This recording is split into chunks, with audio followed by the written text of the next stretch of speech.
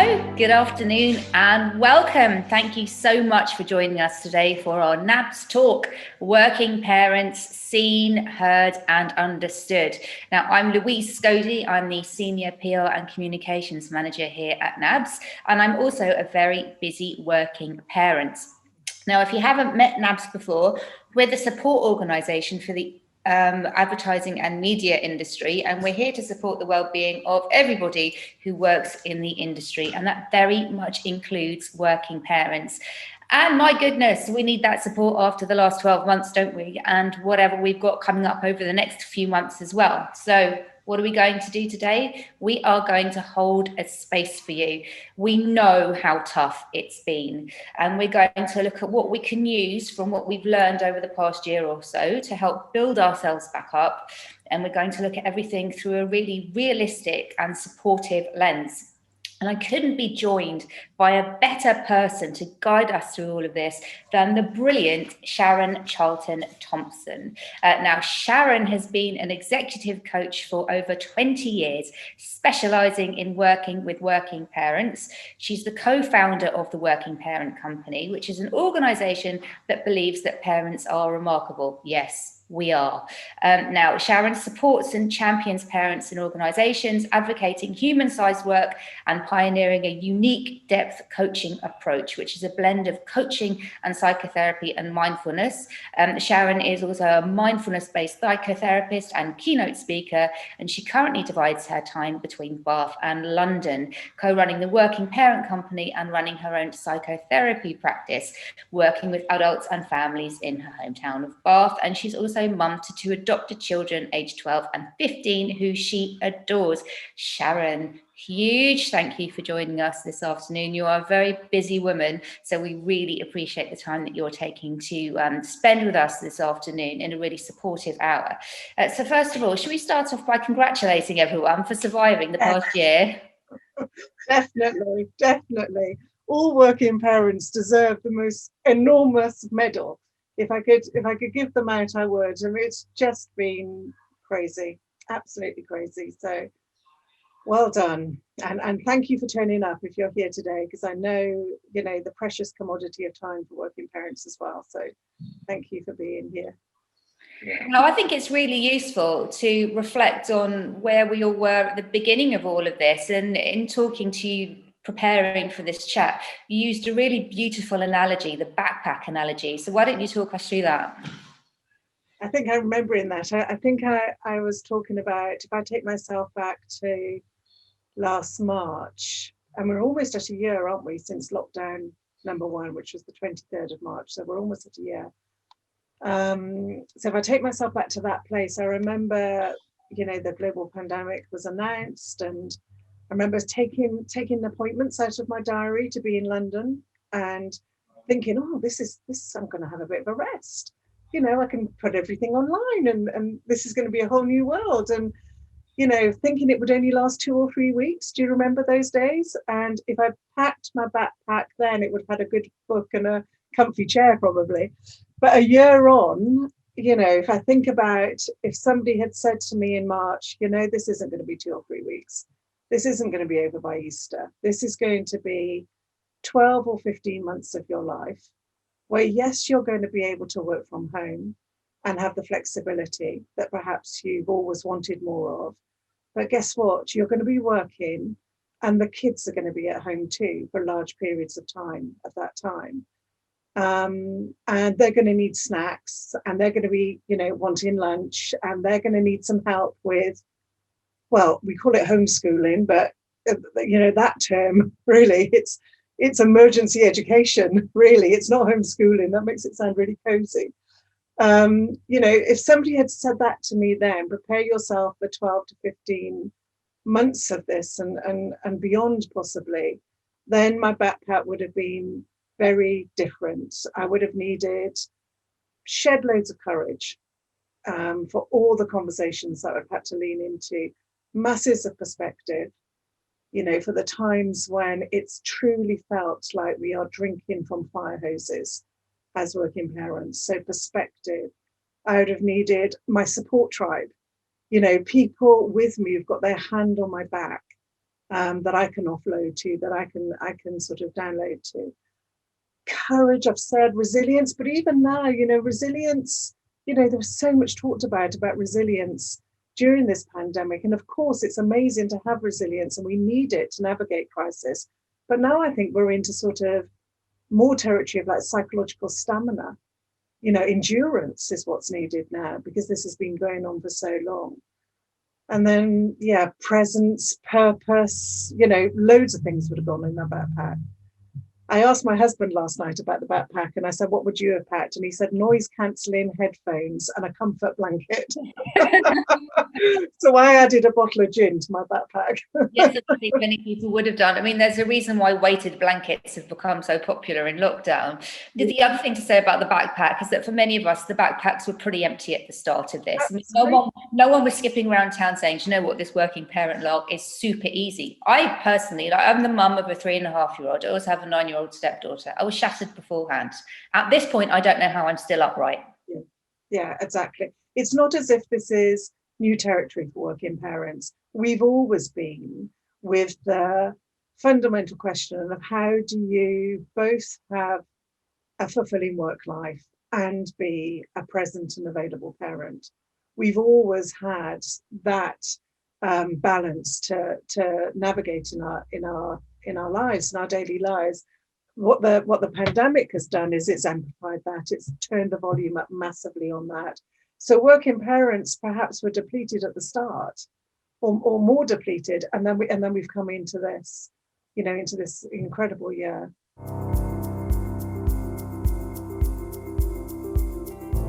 What brought home the ridiculousness of everything for me was recently when Rishi Sunak thanked parents for doing the juggle. And I thought, well, it's not a juggle. It's an impossible situation. There's no way you can do it. Yeah, absolutely. I mean, I think that's one of the myths that needs busting, Louise, is that could there be a possibility that this is that bringing up the next generation at home, working at home with them during a global pandemic, with everything else that's brought into our daily lives, let alone if you suffered job loss or bereavement or all the other things as well, then could it be a possibility that actually this is more than human sized? This can't be met well at times because it's an impossible situation. And I think if we don't have that conversation, then we're denying something of the impossibility of this situation at times that's really important to acknowledge. Yeah, absolutely. And that's possibly the first myth out of our list of myths that we want to bust today, which is, look, the situation's impossible. We've been put in a ridiculous, impossible situation. If you can't manage it, it's because it's not possible to manage it. The idea that you're either coping well or not coping well is kind of redundant, really, because how can you cope with something that it's not designed to be this way? And let's face it, we were close friends with burnout before this all happened, weren't we? Yeah, absolutely. Absolutely. And so among most working parents that we work with, myself included, that sort of relationship between giving out there to family and work and understanding my own capacity. What have I got to give? That is always a place that we're sort of bouncing back and forth from, coming back to myself. What is my capacity? What have I got to give?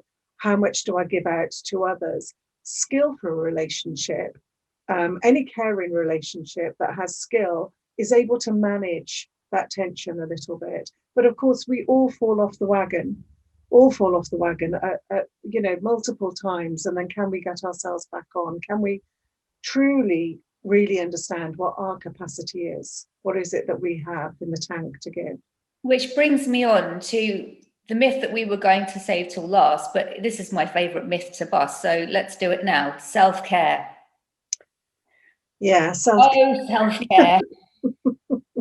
Well, there's an impossibility of self-care that isn't acknowledged. And I think one of the things, I mean, I'm writing a thesis on self-care at the moment because it's a subject that fascinates me and also frustrates me. I want to say to Instagram and social media, just stop it with the make an energy ball, have a bubble bath, and all will be well. Just enough already. We're not silly. You know, the thing about self-care is it's not an event, and it's not that the bubble bath or the massage or all of those things. I don't want to belittle those things. It's not that those aren't important acts of self-care, because they are. But what's more important around self-care is the relationship we have with ourselves. So it's a mindset. Like, do we have a self-care mindset? And in order to have that mindset, it means I need to value myself. Now, that's an interesting question in itself, and certainly one that comes into the coaching room a lot is, how do I measure my worth? Do I measure my worth in terms of productivity? Do I measure my worth in terms of always being there for others, or always being the helpful one, or, you know, sort of always having to please other people? So how do I measure my self-worth is really important.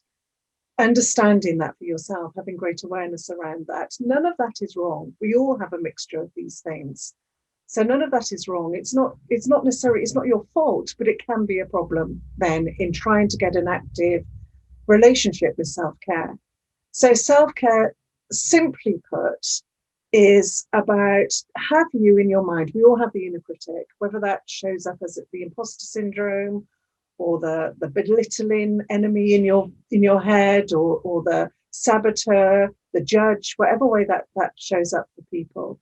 Can we also foster an inner friend, a voice that is more compassionate, a voice that is able to say, I'm doing my best here? Because if we can have both, I don't think we can get rid of the inner critic completely, but we can change our relationship to it. If we can have both, then we can develop a self-care practice, because then we have an understanding about how do I measure my worth in the world, and what are my needs. So even now, you know, if we took a pause, I don't want to be too sandals and muesli about this and turn everybody off, but if we took a pause and just waited for awareness of our breath to come, and then ask your breath, what is it I need? How am I? What is it that I need? Lots of people don't know what their needs are, don't have a clear understanding of what their core needs are. And so self-care is a messy, ongoing practice. It's not a one-off event, but it starts with relationship to self. And out of that, you can start to determine those actions that you need to take in order to help boost your well-being. And we're not just talking about the bubble bath, of course.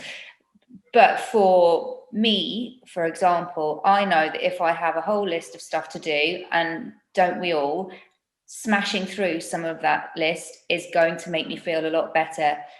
If I go for that bubble bath and the list isn't done, then I'm going to be in the bath thinking about the list. Yeah, my self-care, to get rid of the anxiety about all of the stuff I have to do, my self-care means I have to go and do that, which sounds obvious, but you need to take a step back sometimes to determine that. Well, that's knowing yourself, isn't it? That's awareness. So what you're describing there, I would call the switch. I have to switch on in order to switch off. And some of us are like that. Like, we have to switch on to know what's there, or to tick some stuff off the list in order then to be able to switch off. Because switching off, that truly sort of more present, relaxed state, isn't available to us until we've done that. Now, that in itself is a practice. You know, we all have a window of tolerance. So maybe I can't lie in the bath because I'm thinking of the list that's got to be done in my head. But maybe I can start to, you know, experiment with that and see about lying in the bath with maybe only 3 things done, not 4. And that increases resilience. That's what all the studies show us, that it increases our window of tolerance, which increases our resilience. So we all have these patterns. There's nothing wrong with these patterns. It doesn't mean there's anything wrong with us, but are we aware of them? Because what you're describing is, you know that about yourself, so you're aware of it. Well, then if you're aware, that opens up choice. It's when we're not aware, you know, our blind spots, that's when choice is less available to us.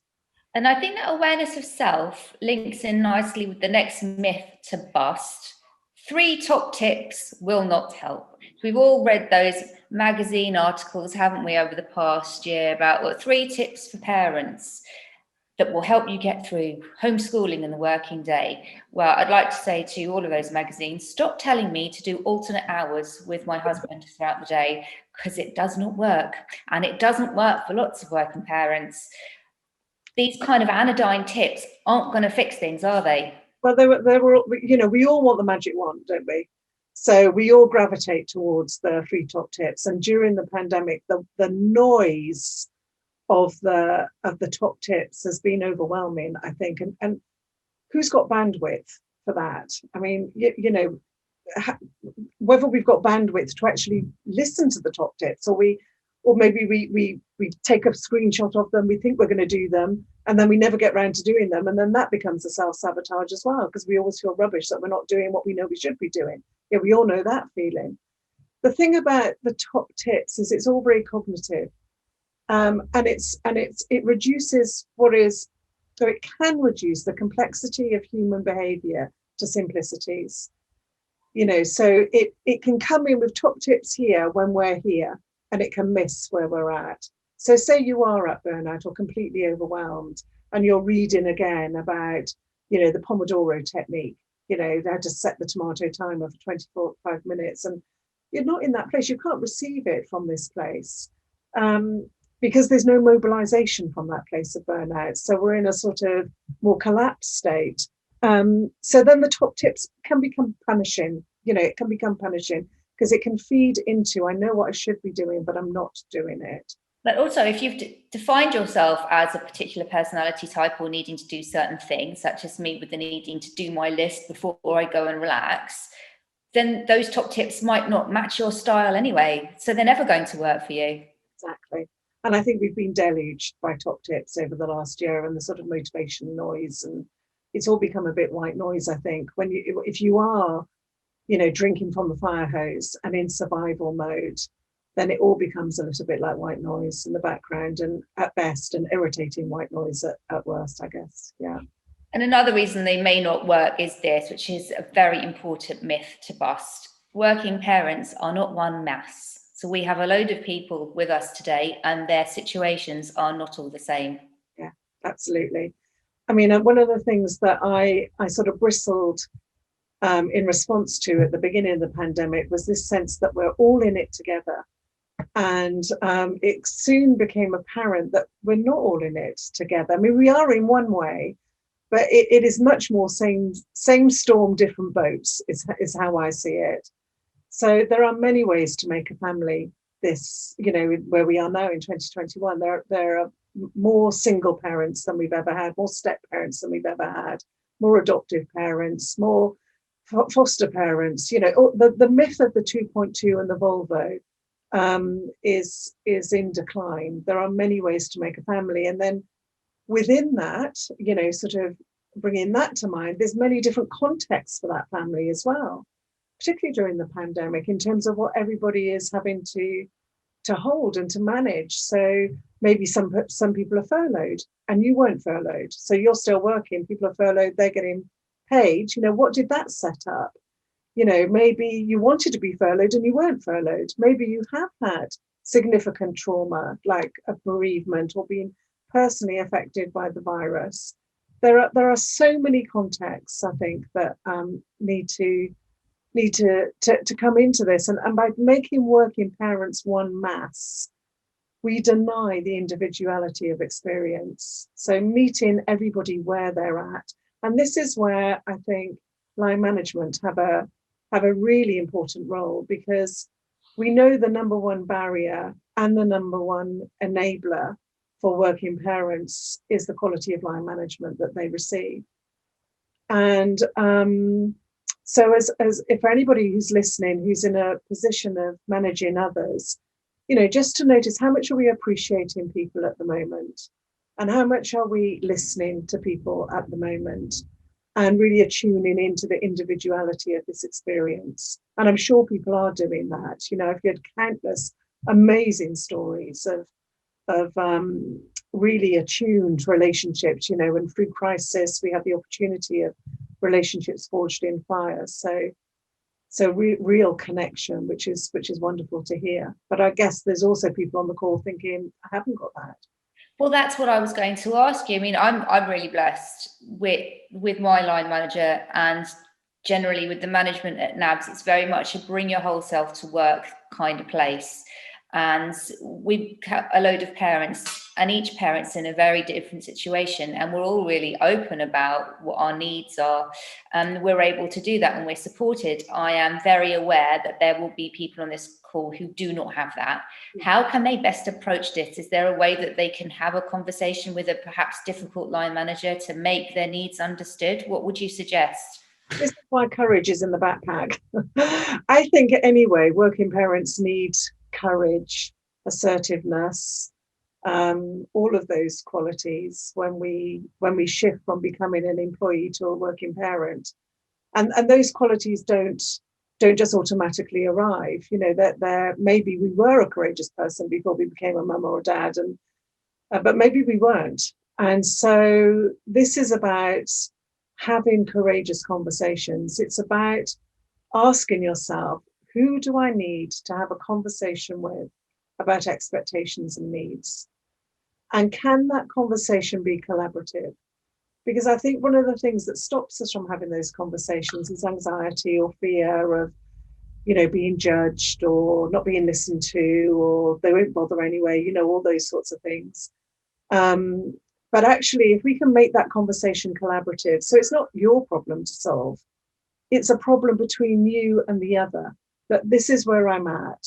I heard a example last week from the clients that we work with, where a working mum went to her boss and said, I've scoped the job, I've scoped the role, I can deliver 50%, you know, during this last lockdown when the schools were closed again. I can deliver 50%, and that's what I'm going to have to do. Can I get your support on this? You know, have you got my back on this? You know, that's a brilliant example of a courageous conversation. But between that and where you are, if you dial up your courage, then what conversations do you need to have? You know, not to suffer in silence, to reach out and to ask for support.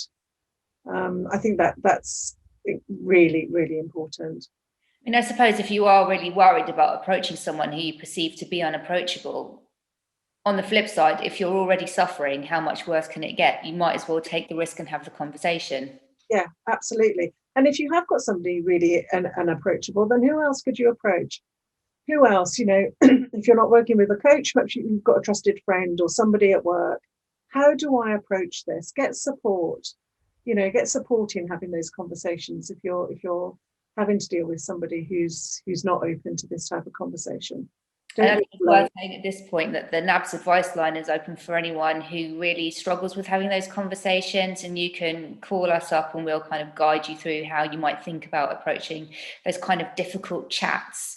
Now, Sharon, you hear some criminally difficult, and that's your words, criminally difficult stories from your clients, and our coaches and advice line at NABS do too.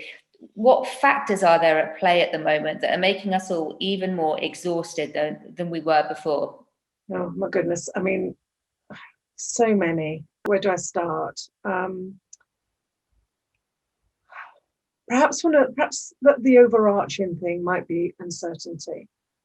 You know, we know that uncertainty intensifies the stress response.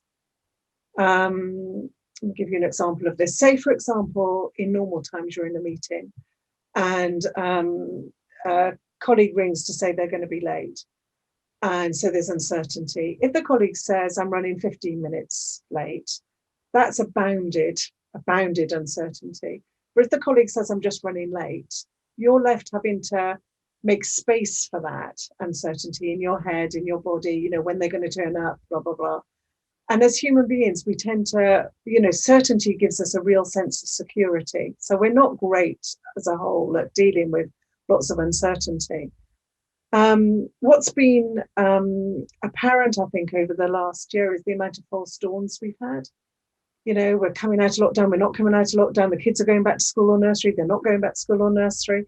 So we've just been buffeted by uncertainty the whole time. So definitely uncertainty would be the big sort of overarching theme. Within that, specifically for working parents, I think what we're hearing is the role flip. You know, the fact that you're at home when the kids have been at home. You know, for me, you know, I walk back into out of my office into the house, and my youngest sort of throws himself at me like Velcro, always saying, I want a snack, I'm hungry, you know, when's the next meal? So that role flip, you know, from professional to mum or dad, that constant role flip also intensifies stress response and can't be underestimated. I think the amount of extra emotional labor as well, you know, you know, just like I'm saying, courageous conversations, they take emotional labor. So the extra emotional labor in things like staying visible, we've seen a real impact on visibility and therefore on promotion and progression during the pandemic. And so how do we now stay visible when actually Zoom tends to give a very task focus to what we're doing? Where we're not collaborating as much, we're not being as creative as much, we're not getting as appreciated as much. You know, if you're in a meeting room, perhaps you get the sort of nod from somebody or the smile after you've done your bit of the presentation, you know you've done a good job. So all that is lacking. The distracted time, I mean, you know, the being interrupted by the kids, of course, or you know, the agony, because I think it is an agony if you've got very young children, of trying to be on a work thing and you can hear the baby crying or your toddler crying or something in a room nearby. You know, all of this has a massive effect on our nervous systems and our stress responses, and leads, of course, to the sort of the sense of fatigue and exhaustion and overwhelm that clients are reporting. Yeah, I mean, there's so much more. I could go on, but you know, we tend to in crisis, we tend to favour the urgent, and so we can get into that sort of industrial striver shape. You know what I mean by that? So I'm out there doing, head down. You know, I call it being on the dance floor, not on the balcony. So I'm just in that doing, and something needs to be interrupted there for me to take a pause and get back out on the balcony to get that wider perspective, to hold up a wider lens. So, yeah, I mean, on and on and on. I mean, it's exhausting. It's exhausting just listening to that list of all of the flotsam and jetsam that's been thrown at us. And it's continual. There's no let up. I want to pick up on something you said about the visibility. It's a really good point, because we're not even bumping into perhaps senior leaders in the corridor who, you know, you do that and you have an interaction, you kind of build up a relationship that way, don't you, which can then enhance your visibility and help with promotion and any other sponsorship, mentorship opportunities that you might want to take advantage of. So with the fact that we will be working remotely / hybrid for however long, hopefully, and taking into account that we're all tired, how can we build that visibility in a way that's realistic for us using the resources that we've got? Yeah, I mean, visibility is so important. We did a sort of collection of all the themes we were hearing, probably back in October or something, at the Working Parent Company, and visibility was one of the expectations from working parents that came out, because there was this sense of a double penalty arising. So I'm raising my children and I'm working. Am I going to be penalized now for this because I'm not as available, because I, you know, have to check off for bath time, bedtime, all that type of stuff to get the kids to and from where they need to be if schools and nurseries are open. So visibility has been really impacted for parents, because when we're in that head down, it's sort of task, isn't it? In that sort of striver shape. And we're encouraging the working parents that we work with to prioritise visibility. So we all got to Zoom fatigue, didn't we? I mean, we just hit the wall. I certainly did. And I was dragging myself to any of those social things that we were also, excited about at the beginning of lockdown on Zoom. But I'm still forcing myself or encouraging myself to do things other than task. So not to just be on the dance floor, but to also be up on the balcony. And that would include visibility. So can I get in coffees with mentors or senior stakeholders or, whoever that is, or and that can feel that's the emotional labor again, because like you say, we'd be bumping into these people in corridors, etc. So it requires more effort to do that. And if I can't do that, if I really am, sort of worn out, worn down at the end of my tether, then can I let it be known that there is a perceived penalty here around visibility? Can I have a courageous conversation around that and get a response on it? So there are, numerous things that can be done there around visibility, and it really saddens me about the potential double penalty that is coming down the track here. Yeah. How much do you think gender is a factor in all of this? Gender's been a massive factor. I mean, I mean, let me go back to the very beginning, really, on gender, in that in our society still, primary caregiver is female. That is what's set up. That's years and years and years of programming that mother is primary caregiver. So we've got that, as a sort of context piece here. What we've seen, that I'm sure people that are listening have seen the headlines as well, but some of the stats on gender are incredibly discouraging. That the thought of a gender parity backslide now, is after years and years of playing snakes and ladders on this gender thing. We still, yes, we now have 50% of women on boards, but the progression pipeline is still nowhere near as good enough. We know that during lockdown that women have taken on more of the primary caregiver role, and that we have resorted, as we do under stress, we resort to old habits. So not for everybody, of course, but in many households, the sort of pink and blue jobs have reappeared and gender roles have reappeared. And that's a tragedy, really, when we were making steps forward in gender. And International Women's Day, just last week, there were some incredible things shared about gender parity and the steps forward that we're making.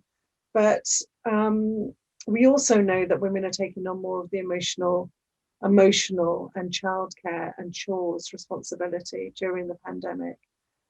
And there is a danger that the gender parity therefore could slide back, that we could see a reversal back to traditional roles. I was looking at, TUC brought out a report. I was trying to find the most recent stats because there's so many, but they were saying that 9 in 10 working mothers are reporting a decrease in mental health. Now, it's sad that it's not shocking, actually, but it's not shocking, really, that we're reading that. 20%, they're predicting 20% flight of working mothers from the workforce during the pandemic and post-pandemic, which is just heartbreaking, really, because we know, and we've known for a long time, the diversity dividend in terms of growth is 21%. So we know the benefits of diversity. We've squared that circle many, many times now, and yet we are not supporting people with caring responsibilities in the workplace enough, that they feel that they have to leave. I mean, that's the criminal part for me. And I think we should acknowledge that is people at all levels across the industry. Absolutely. So just because you are a CEO, you are not exempt from this. I was going to say treachery, but it feels treacherous in a way, because we'd made some sort of advance and now we're being dragged back.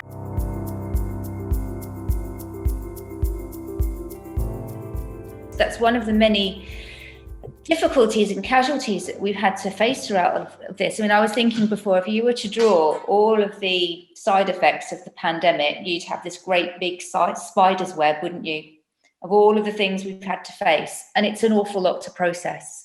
Yeah. How are we going to process? Because we need to. We can't just skip back into normal life and pretend it never happened. Yeah, that is a really good question. How are we going to process? I wonder how people listening in are feeling about transitioning back come June the 21st, if government guidelines, sort of suggest we'll all be able to transition back from there. The process, it would be a nonsense to say that we haven't been affected by this. That as individuals, as human beings, us, our children, our families, everyone hasn't had some sort of impact of the last 12 months. It would be a nonsense to say that. We know, don't we, that from crisis, there is an opportunity for both post-traumatic growth and post-traumatic stress. And the literature on post-traumatic growth is incredible now. It's a real flourishing area. I'd encourage people, if they don't know her, Maria Matkar's book on post-traumatic growth is very good. And I can see people asking for sources, so I can make sure that sources are put out to people at the end of this. But in terms of processing, I think it's going to be about a need for attuned and inclusive leadership, that we can hear people's stories. And our stories help us process. So that the narrative that we bring out from this is part of us helping to process what's happened. So at its simplest, I'm trying to think of an example. At its simplest, if you're part of a team, then it could be about, having sessions where you're asking, what has been the biggest loss for you over the last year? What has been the biggest gain for you? What has been the biggest learning for you? And not learning in the way that everybody has to come out of their shiny and having learned something, but learning opens choice. It's a mobilizer. So what has been the learning? For me as a human being, what has been the learning? What have I learned? How do I emerge stronger from this? Is that even possible? And how do I apply that learning going forward? And I think one of the ways in coaching that we often use this is by I call it a sort of narrative compass. So if you go through that type of questioning, that type of inquiry properly with people, in an tuned way, then what are the 2 or 3 words that would sum up this year for me? So, it could be something like focused and fearless, or exhausted and determined, or humbled and connected, to what really matters in my life, or something. What are the 2 or 3 words that you're going to take away? Another way to process, just on an individual basis, is to take yourself forward, say 12 months, 2 years, 3 years into the future, and look back on this time and ask yourself, what do I want to be able to say to my children, my colleagues, my friends, my family, about what I'd learned or how I navigated the COVID-19 pandemic? So that's a way of taking yourself out and reflecting back on this time. But so that's a more reflective and intuitive way to try and draw out some learnings that will ultimately help to kind of boost us without resorting to the kind of the more anodyne top tips that aren't going to serve you, but actually working with your teams to have a good think about what you've been through and what you can, if anything, take out of that. One of the, you're reminding me, one of the people on our team is Dr. Hilary Schott, and she works at UWE and is a professor of liminal spaces. I mean, what a job.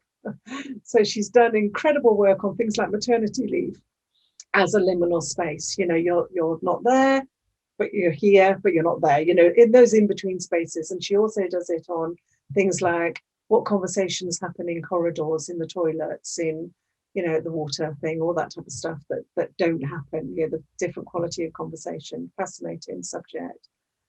And I did a podcast with her probably about 5 or 6 months ago now, and she was working with a corporate client for us and looking at, for example, practical things like maybe a photo wall. Like, can everybody bring in a photo that sums up their lockdown, their COVID experience, and creating a photo wall in the agency, in the office, that we then perhaps gather at Teams or something, and we have conversations about how that was and how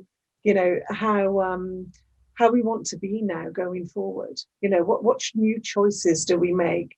I was reading the brilliant Margaret Heffernan, who I follow avidly, TED Talks and books for people that don't know, and professor of leadership. And she was talking about the cathedral near where she lives, which is Wells Cathedral, and that she got very interested in how cathedrals were constructed. And she said that stonemasons made cathedrals in those days. There were no architects. It was stonemasons who made these incredible Gothic, buildings that we have in our landscape in the UK. And she was saying in that, if stonemasons can build a cathedral, then what are we really capable of with the future of work?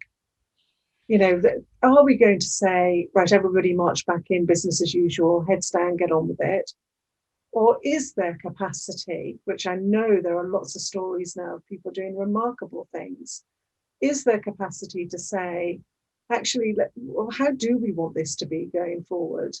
How do we want our future of our workplace to be? And I'm cautiously optimistic for some real incredible responses to that, particularly in this sector. I mean, in this sector, in marketing and communication, we're creative, intelligent, resourceful people. So particularly in this sector, come on, if you're a leader of an agency or marketing, then really let's step up.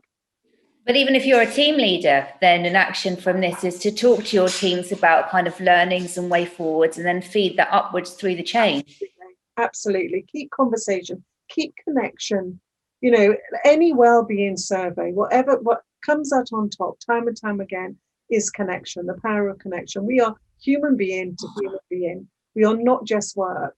So human being to human being, what is possible? What is possible? And I think that brings an excitement in then for me about the future of work, about what's what. Can you imagine an agency coming out and saying we're going to do a 4-day week, and there's going to be real dynamic working, and you can bring your kids in if they're young, and you can breastfeed in the office, and we'll have childcare on site or whatever it is. Can you imagine? I think there'd be a queue at the door. What's really key within that, and it's something we talk about a lot at NABS, is the importance of role modelling. Yeah. So throughout the pandemic, we have had all of the parents at one point at NABS have had their kids on a call, and that includes senior leadership. So when I've seen my senior leaders breastfeeding or wrestling with the kids or whatever it is, I know it's okay for my daughter Amber to kind of wade in and say hello to everyone and ask me for a snack, and it's fine. Yeah. And seeing people in more senior positions empowers you to also be that kind of open and free. Well, this is what the work of Brené Brown, which was an incredible contribution to my field, to the world of psychology, coaching, psychotherapy, in the work she did around vulnerability. And the work of, I love poetry, it's a huge resource for me. So poets like David Whyte, who says, without vulnerability, what are we actually talking about? The conversation stops. So that vulnerability, that the kids coming in, the reality of life, that is the capacity then, if that's well met, for relationships forged in fire and truer, deeper connection, and I think that's a real positive actually that's come out of this year, where and how it's happened.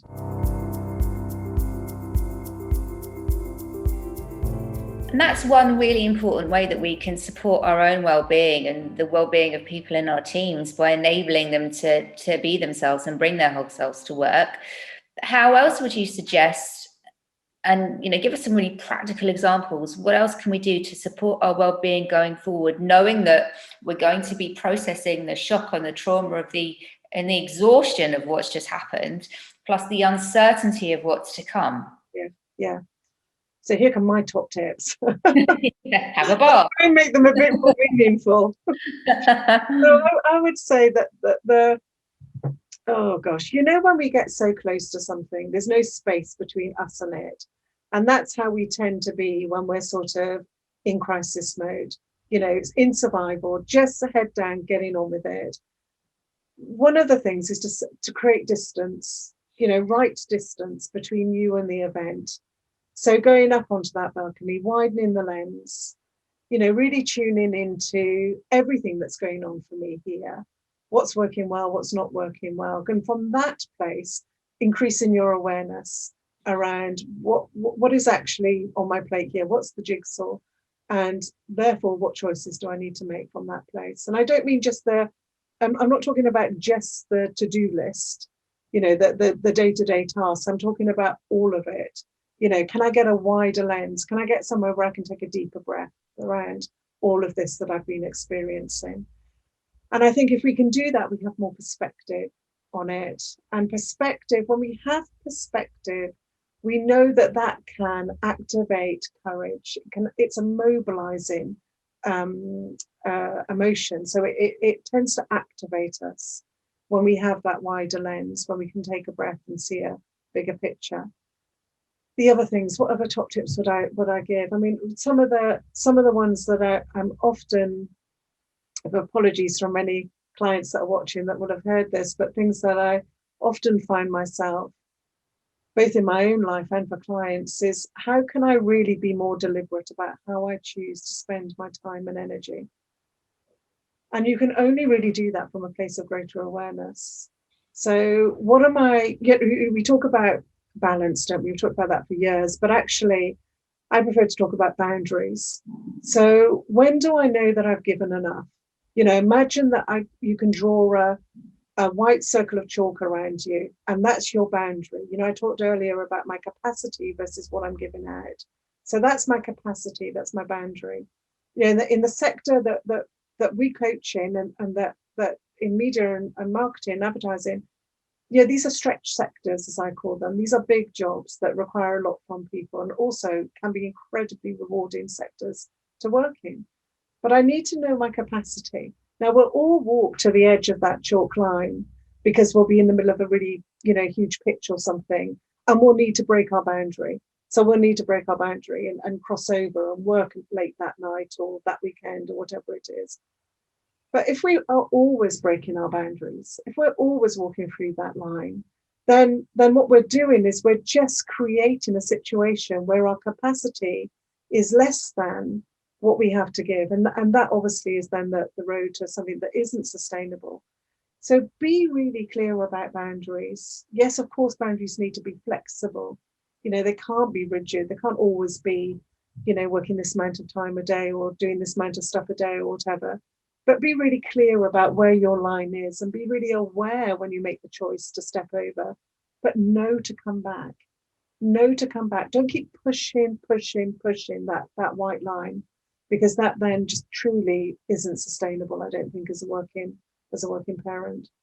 Yeah, so definitely deliberate about time and energy. I like one of the best pieces of one of the best top tips that was ever given to me that I share a lot is only do what only you can do. So, are we delegating enough? And this is really hard during COVID, because we don't want to put on other people, because we know everybody, the whole world is tired. So we don't want to put on other people. So how can I only do what only I can do? So as a mum, it's only me that can go to parents' evening. But, there are other things that other people can do. So I think working parents need to be really resourceful in their support network, whether that's delegating in work to the team, or it's the amount of resource and support that you have. Yeah, that's why we say, don't we, it takes a village to raise a child. It's true. Yeah, and you need to communicate with that village as well. It's no good having boundaries if you're going to keep them a secret.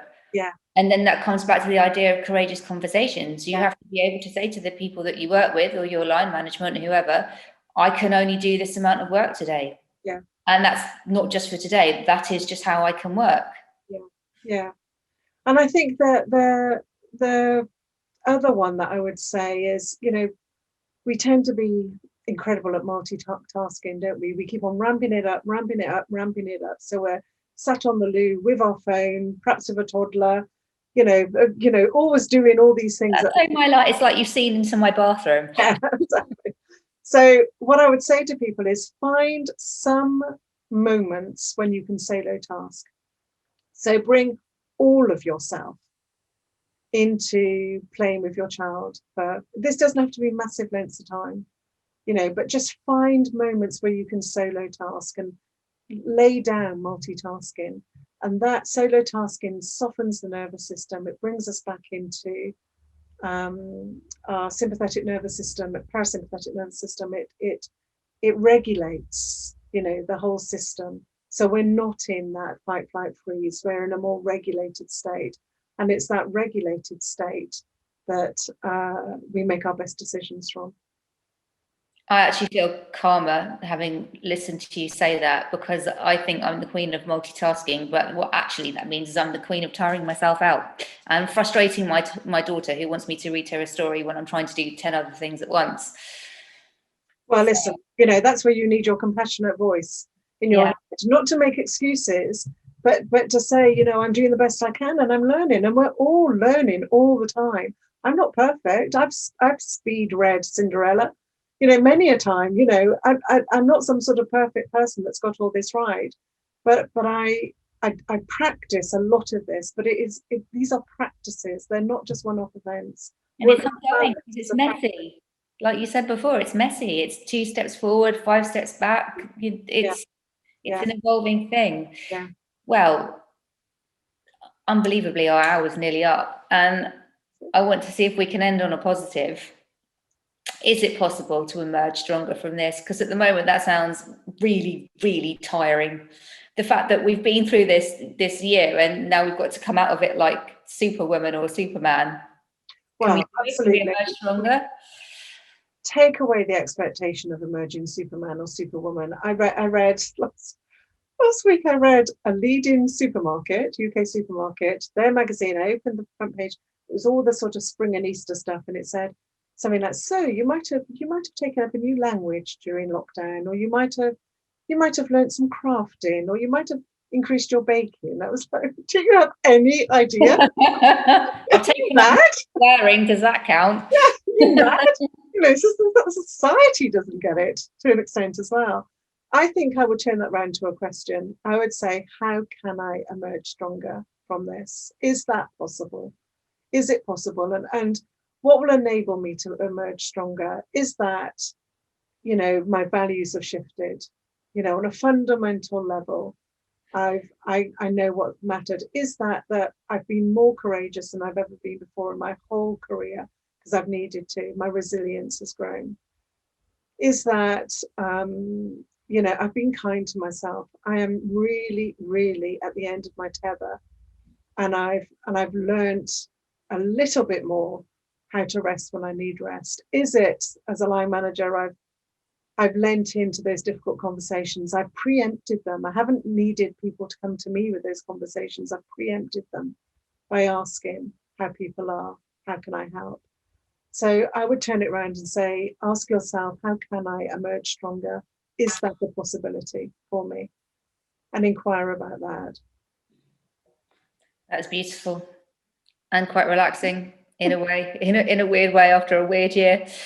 I've got one last question for you. You were talking about find your 3 words that would sum up the year that we've just had. What are your 3 words? Oh, that's brilliant. Okay.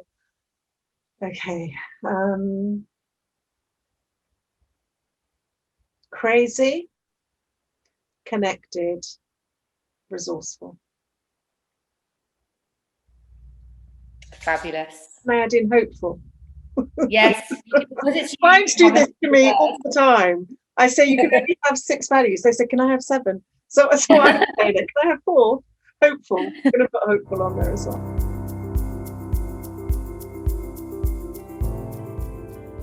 I think that is a lovely note to end on, and it's just been an absolutely brilliant and insightful hour with you, and just so refreshing to have a space where, you know, I've felt held and supported, and just being able to explore the reality of what we've all been through. And I could certainly carry on chatting with you for at least another hour, but sadly we're going to have to wrap it up here. So I want to say thank you to you, and also just share some of my key learnings from speaking to you this hour as well. My top one is about compassion for the self, compassion for your teams, and you know what, even compassion for your managers and your bosses. If they're being difficult, then they're probably going through the same nonsense and challenges that you're going through as well. So even though it might be a bit tiring to have that compassion, it can be really empowering in a way as well.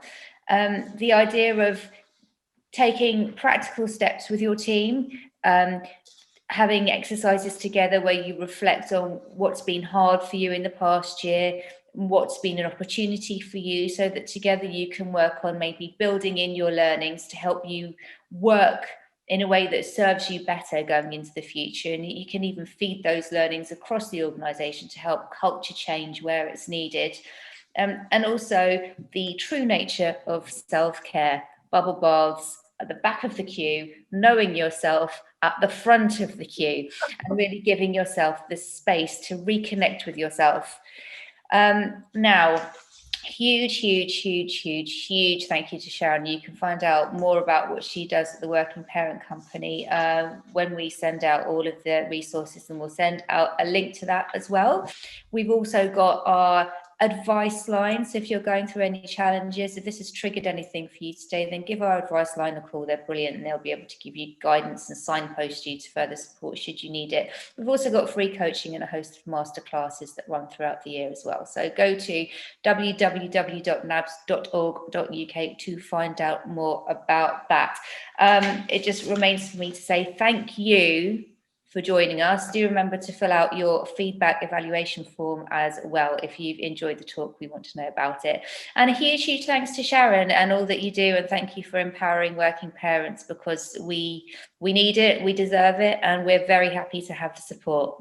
Yeah. Oh, thank you. Thanks, Sharon. I'm going to do the Zoom wave. Bye. Bye. Thank you very much, Sharon. Thank you, everyone. Have a good day. Bye.